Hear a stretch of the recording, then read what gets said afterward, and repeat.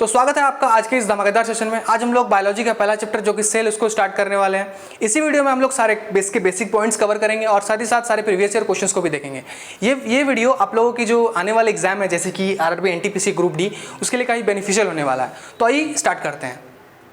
तो आइए देखते हैं आज के इस वीडियो में हम कौन कौन सा टॉपिक कवर करने वाले हैं।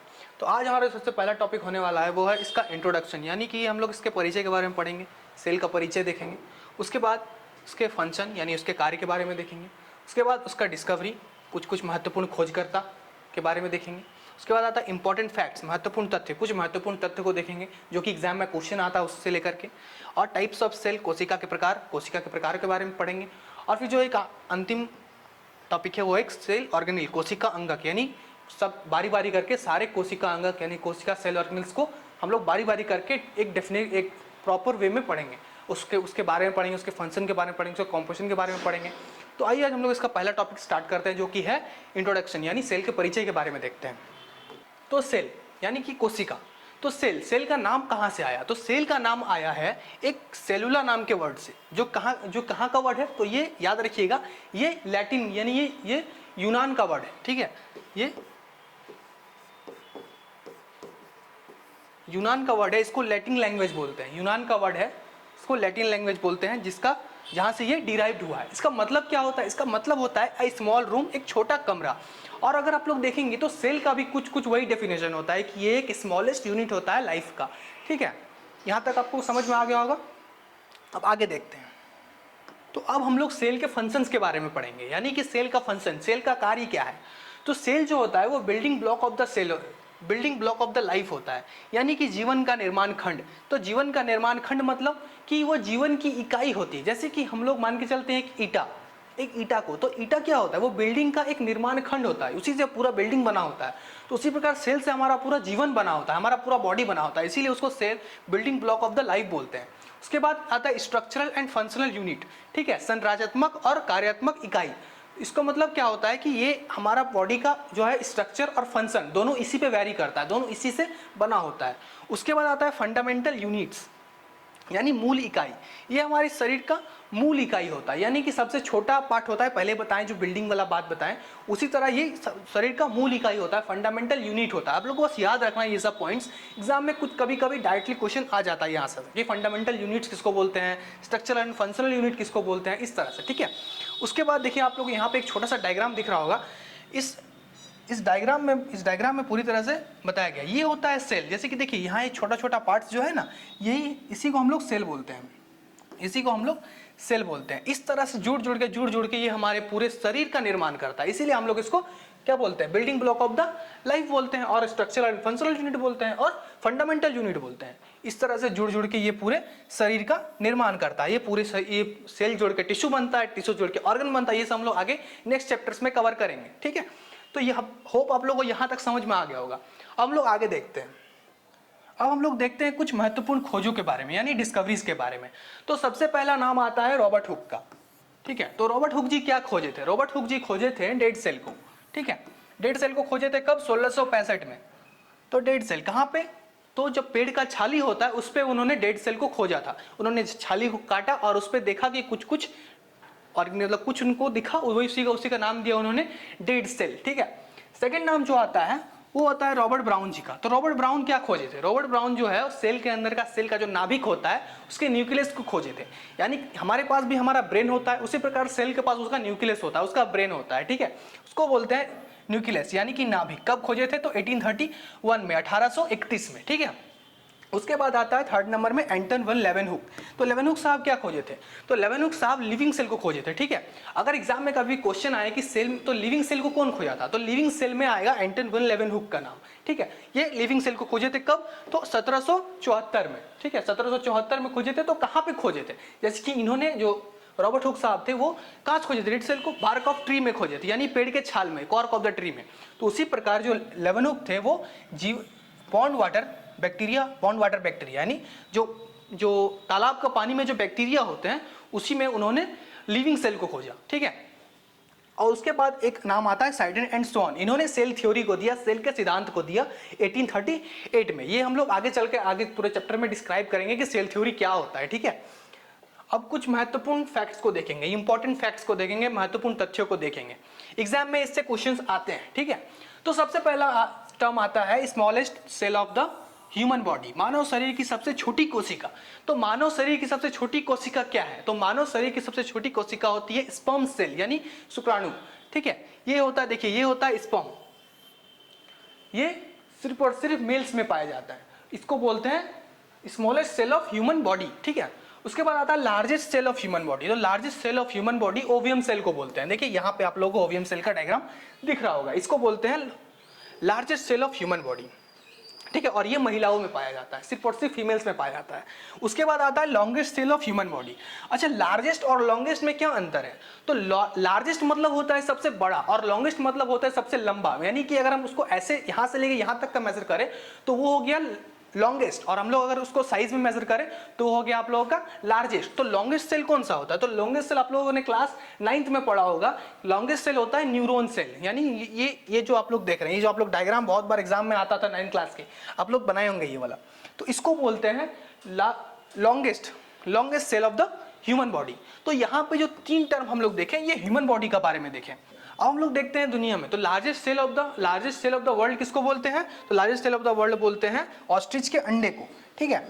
अब आता है smallest living cell in the world. तो smallest living cell in the world क्या होता है? तो smallest living cell in the world होता है माइक्रोप्लाज्मा, यानी ये एक माइक्रोबॉब्स होता है, उसी को बोलते हैं smallest living cell in the world, ठीक है। तो ये आप लोगों को समझ में आ गया होगा। अब हम लोग देखने वाले हैं सेल टाइप्स ऑफ सेल, यानी सेल के प्रकार। तो सेल के प्रकार क्या क्या होते हैं? तो सेल सबसे पहले 2 प्रकार के होते हैं। सेल को अगर हम लोग इजी वे में डिफाइन करें तो 2 प्रकार के होते हैं। इजी वे में क्या होता है? देखिए, सबसे पहले होता है यूनिसेलुलर, यानी एक कोशिका, और दूसरा होता है मल्टी सेलुलर, यानी बहुकोशिका। तो यूनिसेलुलर मतलब क्या होता है? यूनिसेलुलर मतलब जो सिर्फ एक सेल से मिलकर बना हो, ठीक है, जो जिसके पास सिर्फ एक टाइप का सेल हो, उसके पास बहुत से मतलब उसके पास सिर्फ एक ही टाइप हो, उसके पूरे शरीर में एक ही तरह का सेल होगा। उसके बाद आता है मल्टी सेलुलर, यानी बहुकोशिकीय। बहुकोशिकीय मतलब होता है contain multiple type of cell, यानी उसके पास वो हर तरह के सेल से मिलके बना है। तो यूनिसेलुलर में एग्जांपल क्या हो जाएगा? तो एमोबिया, पैरामेशियम, यूगेलिनिया, ये सब हो जाएगा आपका यूनिसेलुलर का एग्जांपल। मल्टी सेलुलर में कौन कौन आएगा? तो प्लांट, एनिमल, हाइड्रा। एनिमल में हम लोग भी आते हैं, इंसान। जैसे कि अभी हम लोग पढ़े कि types of cell in human body, तो ह्यूमन बॉडी में भी बहुत टाइप का सेल होता है, तो हम लोग अलग अलग सेल से मिलके बने हैं ना, तो इसीलिए हम लोग इसमें आते हैं, तो मल्टी सेलुलर ऑर्गेनिजम्स में आते हैं, ठीक है। तो इसमें आप लोगों को 2 टाइप पढ़ना है। अब आगे देखते हैं, ठीक है। अब 2 और टाइप्स आते हैं, यानी सेल को जो कैटेगरीज किया गया है, सेल को 4 कैटेगरी में डिवाइड किया गया है। हम लोग 2 टाइप करके पढ़ते हैं, ठीक है। अब आता है प्रोकारियोटिक और यूकारियोटिक। इसको हिंदी में भी वही बोलते हैं, प्रोकारियोटिक और यूकारियोटिक। प्रोकारियोटिक मतलब क्या होता है? इन अनडेवलप्ड ऑर्गेनिजम्स। प्रोकारियोटिक किसमें होता है? इन अनडेवलप्ड ऑर्गेनिज्म। अनडेवलप्ड मतलब अविकसित जीव, यानी जैसे कि बैक्टीरिया है, वायरस है, ये सब क्या है? ये सब अविकसित जीव है, यानी वो लोग अभी भी विकसित हो रहे हैं, यानी अभी तक वो पूरी तरह से विकसित नहीं हुए हैं, ठीक है।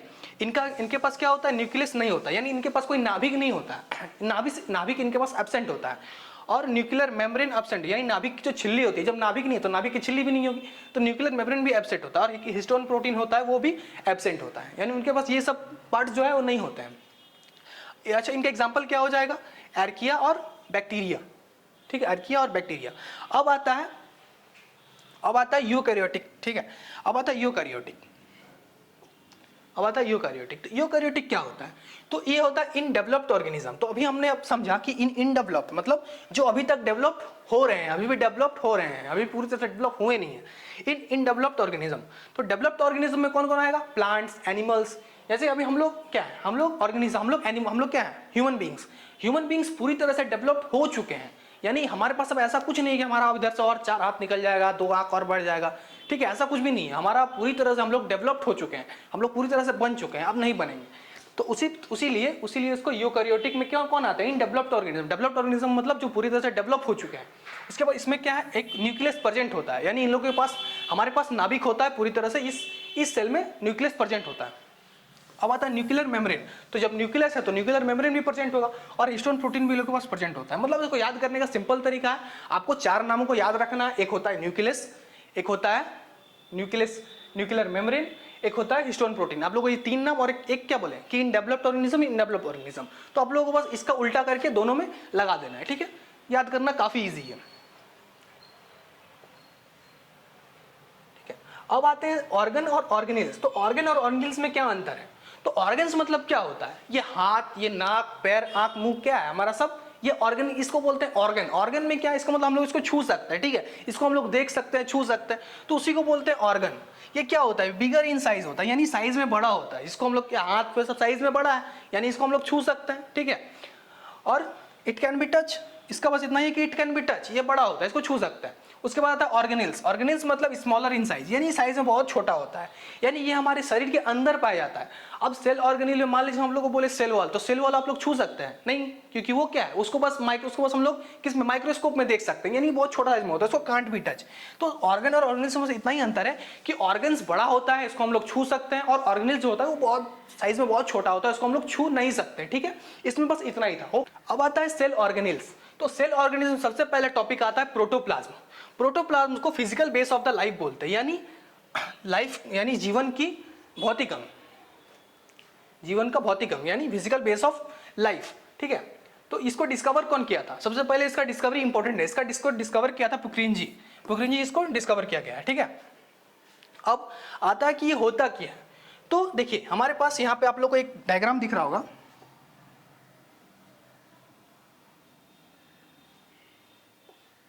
यहां पे आप लोगों को एक डायग्राम दिख रहा होगा, ठीक है, ये है सेल का डायग्राम, ठीक है। अब ये क्या है? ये सेल है, इसके बाहर क्या है? सेल मेम्ब्रेन है, और ये जो इसके अंदर का ये इसके अंदर का नाभिक है, यानी ये इसका न्यूक्लियस है, ठीक है, ये इसका न्यूक्लियस है। अब इसके अंदर, इसके बाहर देखिए क्या है, इसके बाहर क्या है? इसके बाहर ये सेल है, सेल के अंदर एक तरल पदार्थ पाया जाता है जिसको बोलते हैं साइटोप्लाज्म, जिसको बोलते हैं साइटोप्लाज्म। इसके अंदर एक तरल पदार्थ को बोलते हैं साइटोप्लाज्म, और ये न्यूक्लियस के अंदर एक तरल पदार्थ पाया जाता है, इसको बोलते हैं न्यूक्लियोप्लाज्म, यानी इसके अंदर एक लिक्विड टाइप मटेरियल होता है जिसको बोलते हैं साइटोप्लाज्म, और नाभिक के अंदर एक लिक्विड टाइप मटेरियल है जिसको बोलते हैं न्यूक्लियोप्लाज्म। न्यूक्लियस के अंदर न्यूक्लियोप्लाज्म और सेल के अंदर साइटोप्लाज्म। तो जब इन दोनों का मिश्रण होता है, इन दोनों को जब मिक्स करके बोला जाता है, तो उसको हम लोग बोलते हैं क्या? प्रोटोप्लाज्म। यानी देखिए cytoplasm plus nucleoplasm is equals to protoplasm. तो प्रोटोप्लाज्म क्या है? तो साइटोप्लाज्म और न्यूक्लियोप्लाज्म का मिक्सचर को बोलते हैं प्रोटोप्लाज्म, ठीक है। होप आप लोग समझ गए होंगे ये चीज। तो सेल वॉल क्या होता है? तो सेल वॉल सेल के बाहर का, सेल के अंदर का एक स्ट्रक्चर होता है जो उसके बाहर होता है, यानी वॉल मतलब क्या होता है? दीवार। दीवार का मतलब क्या होता है? जो हमें कवर करके रखता है। तो सेल वॉल एक ऐसा टर्म है जो उसको कवर करके रखता है सेल को, ठीक है। इसको हम लोग फ्रीली प्रेम्बल मेम्ब्रेन बोलते हैं, यानी ये सबको परमिट करता है कि कौन सेल को अंदर आएगा, कौन सेल के बाहर जाएगा, ठीक है। ये प्रेजेंट होता है सिर्फ प्लांट सेल में, ठीक है। और ये सबसे इंपॉर्टेंट टॉपिक है, ये एनिमल सेल में नहीं पाया जाता, यानी हमारे पास कोई सेल वॉल नहीं होता है, ये सिर्फ और सिर्फ प्लांट्स में पाया जाता है, ठीक है। ये नॉन लिविंग होता है, ये जीवित नहीं होता, ये मृत्यु होता है, ठीक है। प्रोवाइड रिगिडिटी, यानी ये रिगिडिटी प्रोवाइड कराता है, यानी सेल को, यानी उसको एक स्ट्रेंथ देता है, ठीक है, उसको एक मजबूती देता है। प्रोवाइड शेप, उसको शेप देता है। ये प्लांट में आप लोग देखे होंगे बाहर में एक छाली होता है, उसी में सेल वॉल पाया जाता है, ठीक है। तो वो क्या करता है? उसको मदद करता है। हमारे पास ऐसा कोई छाली तो नहीं होता, हमारा तो पूरा ये होता है, खुला होता है, इसलिए हमें कपड़े पहनने की जरूरत पड़ते हैं।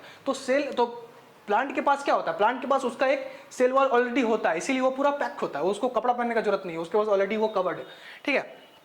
तो प्रोवाइड, और वो उसको शेप प्रोवाइड कराता है। अच्छा एक बात बताइए, सेल का अगर वो जो बार्क उतार देते हैं तो देखिएगा पेड़ पूरा एकदम टेढ़ा मेढ़ा हो जाता है, अगर वो टेढ़ा मेढ़ा हो जाएगा, इसीलिए उसको वो शेप देने में मदद करता है, ठीक है। उसके बाद उसको प्रोटेक्ट करता है, सेल को, मतलब ये पेड़ को, ट्री को प्रोटेक्ट करता है सेल वॉल, ठीक है। तो ये सब इसके फंक्शंस हैं। इसका कॉम्पोजिशन क्या क्या है?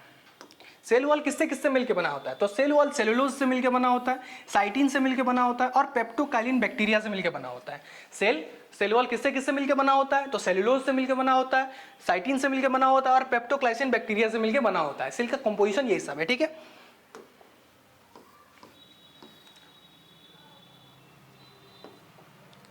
अब आते हैं सेल मेम्ब्रेन, ठीक है। सेल मेम्ब्रेन क्या होता है? तो पहले बात तो सेल मेम्ब्रेन दोनों में पाया जाता है, बोथ प्लांट्स एंड एनिमल्स, ठीक है। इसका कॉम्पोजिशन क्या है, इसके अंदर ये किस किस से मिलकर बना होता है, तो ये प्रोटीन्स और लिपिड से मिलकर बना होता है, प्रोटीन्स और लिपिड से। इसका नेचर कैसा है, तो इसका नेचर है सिलेक्टिवली प्रेमेबल। सिलेक्टिव प्रेमेबल मतलब कि ये जो है ये परमिट देता है सबको, यानी सेल में कौन सा आयंस कौन सा मॉलिक्यूल्स एंटर करेगा, कौन सा मॉलिक्यूल्स कौन सा बाहर जाएगा, वो इसको परमिट देता है, इसीलिए इसको सिलेक्टिवली प्रेमेबल बोलते हैं, यानी सिलेक्ट करता है। यहाँ देखिए सिलेक्ट है ना, सिलेक्ट यानी ये सिलेक्ट करता है कि कौन सा सेल कौन सा मॉलिक्यूल्स बाहर जाएगा, कौन सा आयंस बाहर जाएगा, कौन सा मॉलिक्यूल्स अंदर जाएगा, ये मदद करता है। ये थिन होता है, ठीक है, और फ्लेक्सिबल होता है और नॉन लिविंग होता है। थिन का स्पेलिंग शायद थोड़ा गलती है, यहाँ पे THIN होगा। और ये फ्लेक्सिबल होता है और नॉन लिविंग होता है। तो इसका नेचर क्या क्या है, सबसे पहले ये सिलेक्टिवली प्रेमेबल है, यानी सिलेक्ट करता है मॉलिक्यूल्स और आयंस को। उसके बाद ये थिन है, उसके बाद ये फ्लेक्सिबल है, और उसके बाद ये नॉन लिविंग है, ठीक है। तो होप आप लोगों को ये जो टर्म है ये समझ में आ गया होगा कि सेल मेम्ब्रेन क्या होता है। अच्छा, एक और टर्म कि सेल मेम्ब्रेन और सेल वॉल में अंतर क्या है। तो सेल वॉल और सेल मेम्ब्रेन में यही अंतर है कि सेल वॉल सिर्फ और सिर्फ प्लांट्स में पाया जाता है, और सेल मेम्ब्रेन जो है वो दोनों में पाया जाता है। सेल मेम्ब्रेन एनिमल्स में पाया जाता है और प्लांट्स में भी पाया जाता है। इन दोनों में बस इतना ही अंतर है, तो कंफ्यूजन मत होइए, इसमें कंफ्यूज मत होइएगा आप लोग, ठीक है। अच्छा, अब आता है सेल मेम्ब्रेन का मॉडल। तो सेल मेम्ब्रेन का मॉडल कैसे होता है, तो सेल मेम्ब्रेन का मॉडल सिंपल है। आप लोगों को एक ये टर्म याद रखना, SPM यानी सेमी प्रेमेबल मेम्ब्रेन, इसका मॉडल होता है। इसका मॉडल का नेम क्या है, तो सेमी प्रेमेबल मेम्ब्रेन। देखिए ये है सेल मेम्ब्रेन, यहाँ पे आप लोग देख रहे होंगे, यही है सेल मेम्ब्रेन, ठीक है। इसके ऊपर का पार्ट होता है ये, और ये होता है ये microscopic view of cell membrane, यानी सेल मेम्ब्रेन को ये पूरा। तो इसका मॉडल कैसे होता है, बस इसका मॉडल याद रखना क्या है, SPM सेमी प्रेमेबल मेम्ब्रेन, और यही है, ये इसका डायग्राम है, ठीक है।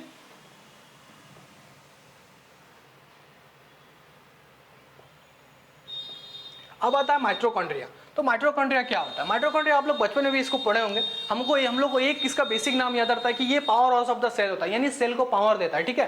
तो बहुत अच्छा बात है, यही इसका डेफिनेशन भी है कि व्हाट इज द माइटोकॉन्ड्रिया, तो this is power house of the cell. ये क्या करता है, सेल को पावर देने में काम करता है, ठीक है। इट हैव 2 लेयर्स, इसका 2 लेयर्स होता है। 2 लेयर्स क्या होता है, एक होता है एक्सटर्नल, एक होता है इंटरनल, ठीक है। एक्सटर्नल कैसा होता है, एक्सटर्नल तो इसका पोरस होता है, यानी खुदरा टाइप का होता है। और इंटरनल क्या होता है, इसके पास इंटरनल में एटीपी सिंथेसिस होता है, यानी जहां से वो एटीपी बनाता है। एटीपी क्या होता है, एटीपी एक मतलब एटीपी एक उसका फॉर्मेशन जहां से वो पावर देता है। आखिर पावर देगा तो कोई फॉर्म से देगा ना, जैसे कि हमें पावर आता है किससे आता है, वर्ड से आता है। उस प्रकार जो सेल को पावर देगा किसके फॉर्म में देगा, तो एटीपी के फॉर्म में देगा। अब सबसे मेजर क्वेश्चन आता है, सबसे मेजर टर्म की एटीपी का फुल फॉर्म क्या होता है। तो एटीपी का फुल फॉर्म याद रखिएगा, काफी कंफ्यूजन वाला है। एटीपी का फुल फॉर्म है adenosine triphosphate. Adenosine triphosphate ATP का फुल फॉर्म होता है, ठीक है। अब इसका सबसे मेजर बेनिफिट्स क्या है, मतलब इसका मेजर एक फीचर क्या है कि इसके पास अपना डीएनए होता है, इसके पास एक खुद का डीएनए होता है, और बाकी किसी के पास खुद का डीएनए नहीं होता, इसके पास बस खुद का डीएनए होता है, ठीक है। और ये एटीपी फॉर्मेशन जो करता है वो किसके फॉर्म में करता है, एटीपी जो बनाता है वो किसके फॉर्म में बनाता होगा, तो एक टर्म आता है किस्टी, CHISTI, चिस्टी, ठीक है। उसी के फॉर्म में वो एटीपी बनाता है। देखिए ये होता है माइटोकॉन्ड्रिया का, यहाँ फिगर दिया हुआ है, इसी को बोलते हैं माइटोकॉन्ड्रिया, ठीक है। अब हम लोग कुछ इंपॉर्टेंट क्वेश्चंस देखते हैं। अभी जितना हम लोग पढ़े उससे हम लोग कुछ इंपॉर्टेंट क्वेश्चन देखते हैं। ये क्वेश्चंस का आंसर आप लोगों को कमेंट बॉक्स में करना है। Who discover the first living cell, तो पहला लिविंग सेल किसने खोजा था, ठीक है। दूसरा क्वेश्चन है who gave the cell theory, cell theory किसने दिया था। Who is the largest cell of the which is the largest cell of the human body, human body का लार्जेस्ट सेल कौन सा है। उसके बाद है which cell organelles called a physical base of life, कुछ सेल ऑर्गेनेल को physical base of life बोलते हैं। उसके बाद what is the composition of cell wall, cell wall का कॉम्पोजिशन क्या क्या है। उसके बाद है what is the model of cell membrane, what is the cell of model of cell membrane, and which cell of the organ called power house of the cell, ठीक है। तो ये कुछ क्वेश्चंस हैं, इसका आंसर आप लोगों को कमेंट बॉक्स में करना है नंबर के साथ, ठीक है। तो आप लोग आगे देखते हैं।